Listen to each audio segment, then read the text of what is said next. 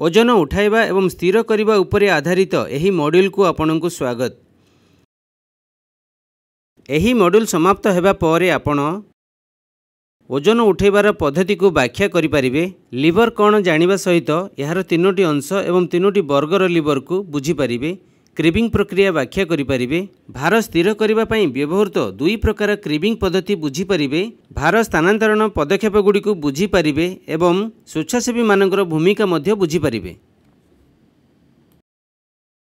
जेतेबेले प्राकृतिक विपर्यय किंबा बड़ धरणर जरूरीकालीन परिस्थिति घटे, आहत किंबा विपदपूर्ण लोकंकु एक सुरक्षित स्थान को स्थानांतरण करने आवश्यक हो जाए। पीड़ित मानंकु निरापदे परिवहन करने सेमानंकर बंचिबार संभावना बढ़ाई थाए एवं पुनरुद्धार प्रक्रिया रे सहाय्य करिथाए। प्रभावित अंचलरू आवर्जना सफा करने मध्य गुरुत्वपूर्ण, कारण उद्धारकारी दल को प्रभावित अंचल रे पहुँचबारे सहाय्य करिथाए एवं संभाव्य क्षति को रोकी थाए। किंतु आमे किपरि पीड़ित मानंकु सेमानंकर क्षति न करी निरापदा सह स्थानांतरण करिबा एवं आघात न करी आमे किपरि भारी ओजन उठाई परिबा, एही मॉड्यूल रे एही प्रश्न गुड़िकर उत्तर खोजिबा। ओजन उठाइबा नियम बुझिबा सह आरंभ करिबा।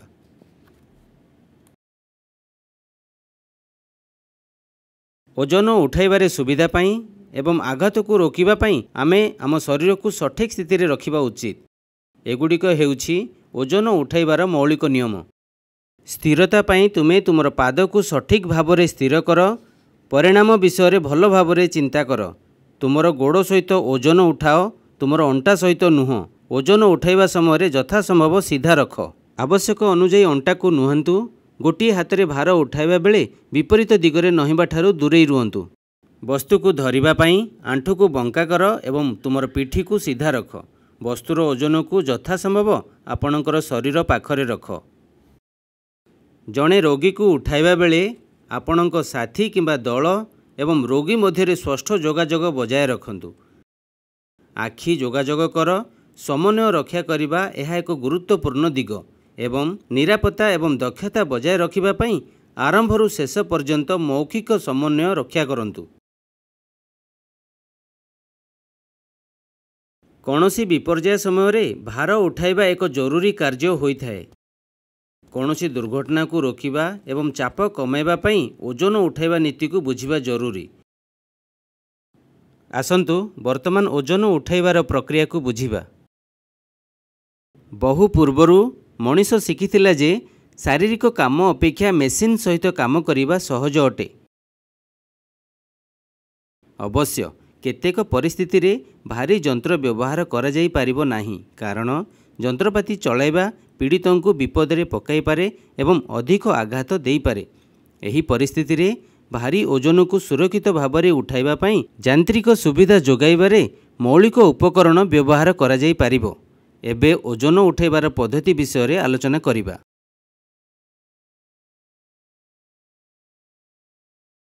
भार उठाइबा किंबा घुंचाइबा पूर्वरु निम्नलिखित कारण गुडी को जांच करिबा उचित। सेही भारी वस्तुर ओजन, भार स्थानांतरण बेले परिणाम कौन हेबो एवं भार उठाइबा किंबा घुंचाइबा पई केउ पद्धति व्यवहार करा जिबा उचित। ओजन उठाइबा पई तीनोटी पद्धति अछि। सेगुडी को हेला लिवर, कमेलन, हाइड्रोलिक जैक किंबा रैमसेट। आसंतु एही पद्धति गुड़िक विषय रे विस्तृत भाव में आलोचना करिबा। एक लिवर हेउछि ओजन उठाइबा पई एक सरल उपाय। जेकोसी लिवर रो तीनोटी अंश रे गठित। सेगुड़िक हेला फलक्रम, लोड एवं फोर्स। लिवर हेउछि कठिन लुहा जहाँ सीधा किंबा बंका होई पारे, एक स्थिर बिंदु रे मुक्त भाव में घूर्णन करि पारे। एक फलक्रम हेउछि एक वस्तु बा स्थान जहाँ कि अन्य एक वस्तु को घुंचाइबा पई लिवर को समर्थन करे। लिवर रो किछि प्रयोग गुड़िक हेउछि एक अधिक भारी वस्तु को हाथ रे घुंचाई पारिबे, टाणी पारिबे एवं उठाई पारिबे। लिवर गुड़िकर किछि साधारण उदाहरण हेउछि बेलचा, शाबल, चिमुटा, हातुड़ी, कईंची एवं रिंची। तीन प्रकार लिवर अछि। क्लास 1 लिवर, क्लास 2 लिवर एवं क्लास 3 लिवर। ଏହା ବିଷୟରେ ଅଧିକ ଜାଣିବା ପାଇଁ ପ୍ରତ୍ୟେକ ପ୍ରକାର ଲିଭର ଉପରେ ସୂଚକକୁ ଡ୍ରାଗ୍ କରନ୍ତୁ।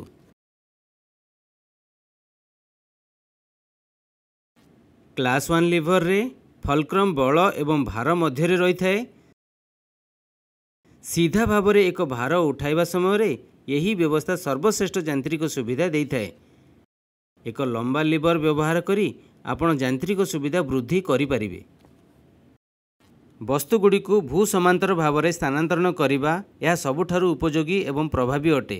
ଏହା ସର୍ବାଧିକ ଯାନ୍ତ୍ରିକ ସୁବିଧା ପ୍ରଦାନ କରିଥାଏ। ଶାବଳ, ପ୍ରାଇବାର, ପ୍ରଥମ ଶ୍ରେଣୀ ଲିଭରର ଉତ୍ତମ ଉଦାହରଣ। ବସ୍ତୁଗୁଡ଼ିକୁ ଭୂଲମ୍ବ ଭାବରେ ଉଠାଇବା ପାଇଁ ଏଗୁଡ଼ିକ ଅତ୍ୟନ୍ତ ଉପଯୋଗୀ ଅଟେ।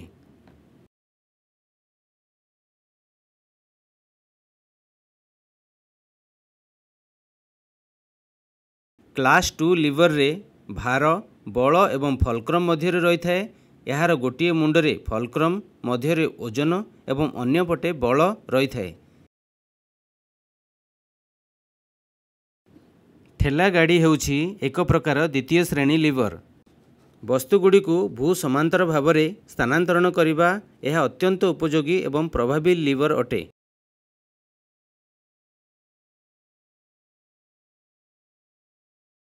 କ୍ଲାସ୍ 3 ଲିଭରରେ ଲୋଡ୍ ଏବଂ ଫଲକ୍ରମ୍ ମଧ୍ୟରେ ଫୋର୍ସ ରହିଥାଏ।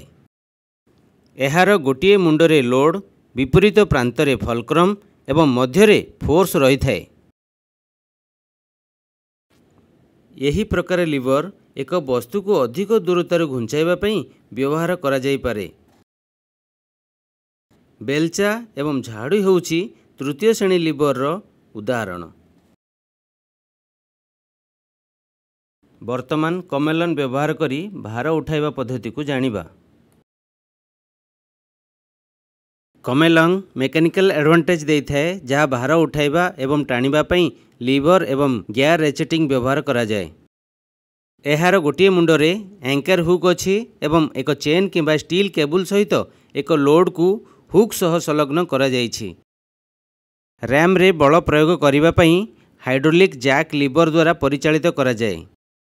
ମୁଖ୍ୟତଃ ଏହି ଉପକରଣଗୁଡ଼ିକୁ ଅଧିକ ଓଜନିଆ ଭାର ଉଠାଇବା ପାଇଁ ବ୍ୟବହାର କରାଯାଏ। ଯଦିଓ ହାଇଡ୍ରୋଲିକ୍ ଜ୍ୟାକ୍ ସାଧାରଣତଃ ବହୁତ କମ୍ ଦୂରତା ଉଠାଏ, ତଥାପି ଏଗୁଡ଼ିକ ବହୁତ ଶକ୍ତିଶାଳୀ।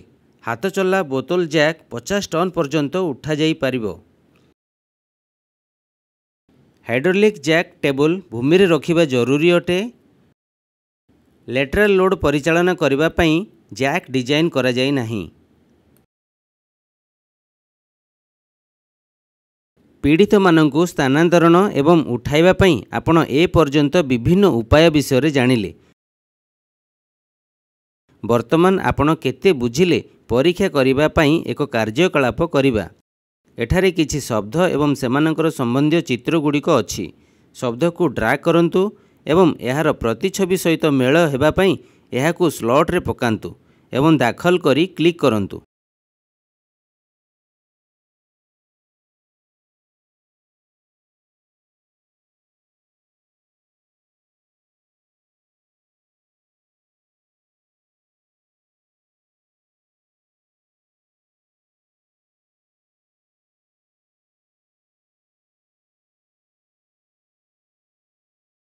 ଉଦ୍ଧାର କାର୍ଯ୍ୟ ସମୟରେ ଫସି ରହିଥିବା ବ୍ୟକ୍ତିଙ୍କୁ ଖୋଜିବା ବେଳେ ଲୋଡ୍ ଉଠାଇବା ଆବଶ୍ୟକ ଅଟେ। ଏପରି ପରିସ୍ଥିତିରେ ଆପଣ ଫସି ରହିଥିବା ବ୍ୟକ୍ତିଙ୍କ ସୁରକ୍ଷା ତଥା ଉଦ୍ଧାରକାରୀଙ୍କ ସୁରକ୍ଷା ନିଶ୍ଚିତ କରିବାକୁ ପଡ଼ିବ। ଏହା ପାଇବା ପାଇଁ ଭାର ଉଠାଇବା ବେଳେ ଅସ୍ଥାୟୀ ସାହାଯ୍ୟ ଆବଶ୍ୟକ ଅଟେ। ଶୀଘ୍ର ଏବଂ ସହଜ ଉପାୟରେ ଅସ୍ଥାୟୀ ସହାୟତା ପ୍ରଦାନ କରିବାକୁ କ୍ରିବିଂ କୁହାଯାଏ। ଆସନ୍ତୁ ବର୍ତ୍ତମାନ କ୍ରେବିଂ ପଦ୍ଧତି ଆଲୋଚନା କରିବା, ଯାହା ଭାର ସ୍ଥିର ଏବଂ ସମର୍ଥନ କରିବା ପାଇଁ ବ୍ୟବହୃତ ହୁଏ।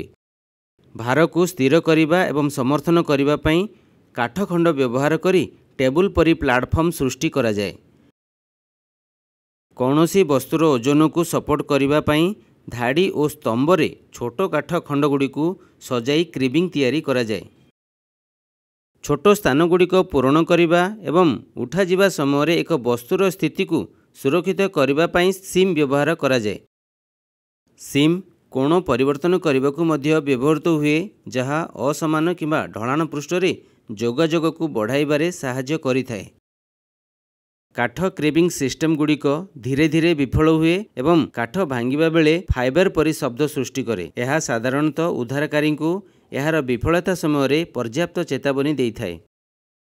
क्रिबिंग सिस्टम विफलता को रोकिबा पई एवं क्रिबिंग रो उन्नति आनिबा पई कोन करिबा आवश्यक से विषय चिंता करिबा जरूरी अटे। एहार आवश्यकता निम्नलिखित अटे। व्यवहृत सामग्री पृष्ठटी उभय पार्श्व समतल हेबा आवश्यक एवं एही सामग्री गुड़िक वस्तुर ओजन को समर्थन करने को यथेष्ट शक्तिशाली हेबा जरूरी। क्रिबिंग सिस्टम पई व्यवहृत सामग्री उदाहरण होउची आसबाबपत्र, इटा, कंक्रीट ब्लॉक्स, टायर एवं रिम। आसंतु वर्तमान विभिन्न प्रकार क्रिबिंग विषय जानिबा।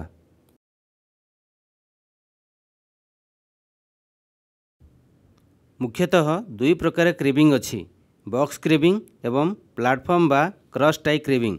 अधिक सूचना पाई प्रत्येक फोटो उपरे क्लिक करंतु। बॉक्स क्रिबिंग काठ ब्लॉक सह एक वर्ग संरचना निर्माण कर। प्रति स्तर रे दुईटी समांतराल ब्लॉक व्यवहार कर। स्तर गुड़ी को परस्पर सह 90 डिग्री रे रख। काठ ब्लॉक रो शेष अंश परस्पर को 10 सेंटीमीटर ओवरलैप कर एवं बॉक्स क्रिबिंग रे एक खोला केंद्र रख।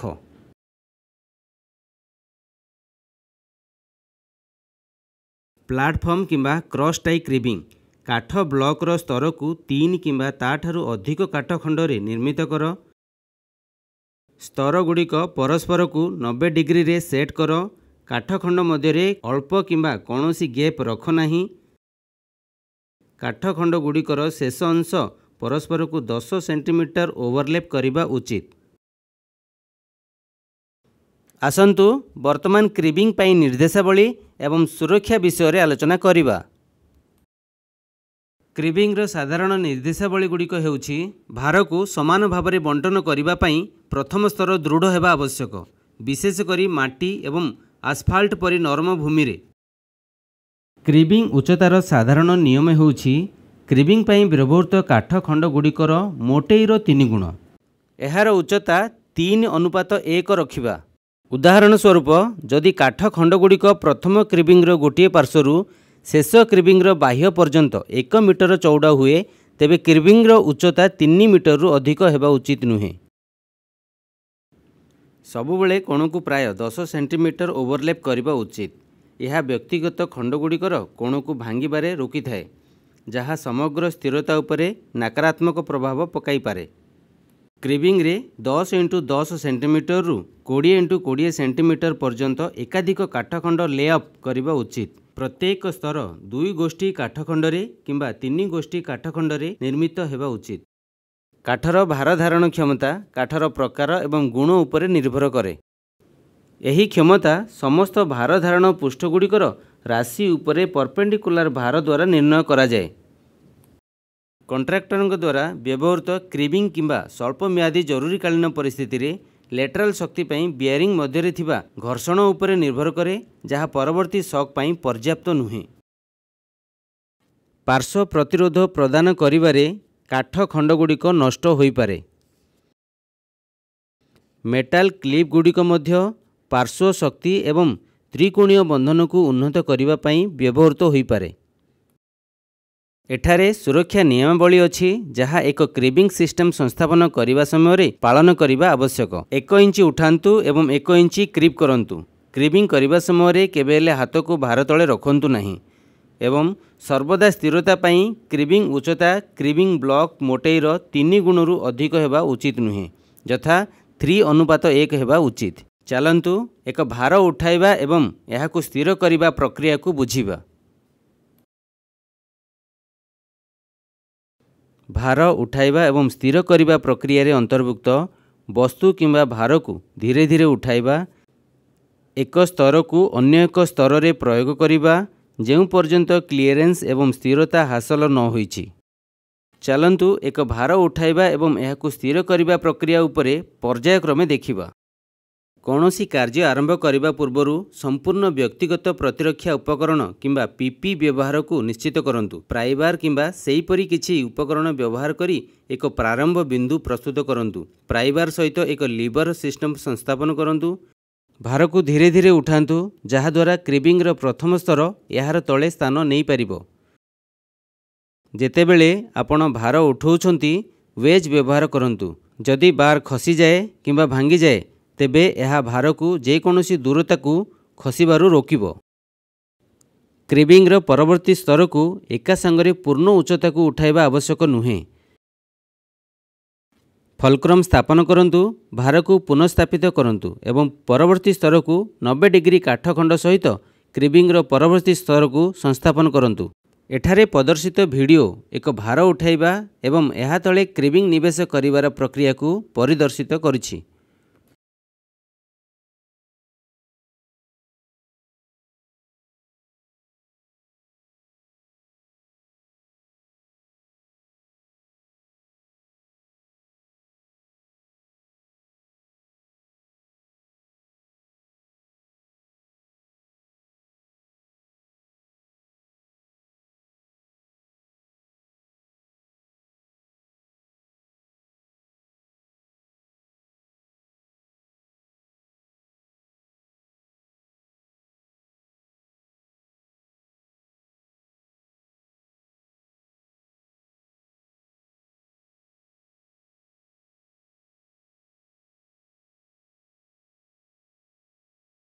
भारी जिनिष उठाइबा परिवर्ते आपण एहाकू गड़ाइबा पई धातु ट्यूब व्यवहार करि परिबे। लोड स्थानांतरण पई एही सरल पदक्षेप गुडी को अनुसरण करंतु। प्रथम श्रेणी लीवर व्यवहार करी 3टी धातु ट्यूब को भार तले रखंतु। क्रिबिंग पई ओजन उठाइबा कौशल व्यवहार करंतु। तापरे द्वितीय श्रेणी लीवर व्यवहार करी लोड को पूर्व निर्धारित दिग को ठेलंतु। लोड स्थानांतरण बेले ट्यूब गुडी को घूर्णन करा जाई पारे। एठारे प्रदर्शित वीडियो एक भार स्थानांतरण प्रक्रिया को प्रदर्शित करुछि।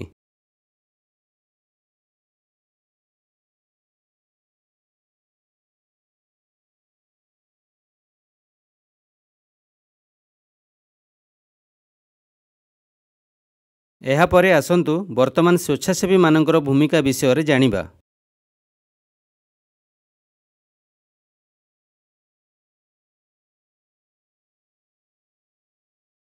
स्वेच्छासेवी माने अनेक उपाय साहाय्य करिपारिबे। स्वेच्छासेवी माने घटनास्थल रे उपस्थित थिबा विपद को हटाई पीड़ितों को सुरक्षा निश्चित करिबारे साहाय्य करिपारिबे।